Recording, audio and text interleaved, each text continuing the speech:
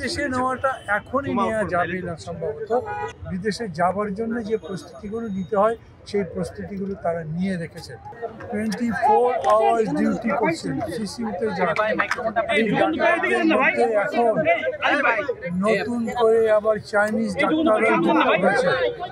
জন হপকিন্সের professor যে একজন আছেন, সবাই মিলে দেখবার পরে তারা আমাকে যা বলেছেন তা হচ্ছে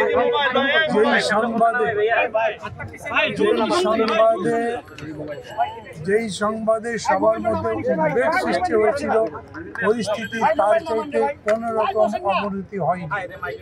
স্টেবল আছেন, তারা কোনো আশাবাদের কথা বলছেন না, কিছু বলছেন না, কিন্তু বলছেন গত কয়েকবারের মতো যেরকম তিনি খুবই ক্রিটিক্যাল অবস্থা থেকেও আবার ফিরে এসছেন, উনি ক্রিটিক্যাল অবস্থা থেকে স্টেবল হয়েছেন, ভবিষ্যতের জন্য দোয়া করে। ওনারা আমাকে বললেন আপনি পারলে আপনার যদি মিডিয়া জিজ্ঞেস করে তাদের মাধ্যমে দেশবাসীকে বলবেন দোয়া করতে, উনি ইনশাল্লাহ ফিরে আসবেন। এই লাস্ট লাইনটা আমি বললাম, ওনারা এরকম করে বলেন নাই, তবে তাদেরকে আমার আশাবাদী। দেশে নেওয়াটা এখনই নেওয়া যাবে না সম্ভবত, মানে ফ্লাই করবার জন্য যে স্টেবল কন্ডিশন দরকার ওইটা হয়নি। মনে করছেন এটা খুব শিগগির হবে। আর বিদেশে যাবার জন্য যে প্রস্তুতিগুলো নিতে হয় সেই প্রস্তুতিগুলো তারা নিয়ে রেখেছে। তাই আমাকে সিঙ্গাপুর তো প্রস্তাব করা হয়েছে, ইউরোপের কথাও বলা হয়েছে, ওইটা তারা সিলেক্ট করেনি।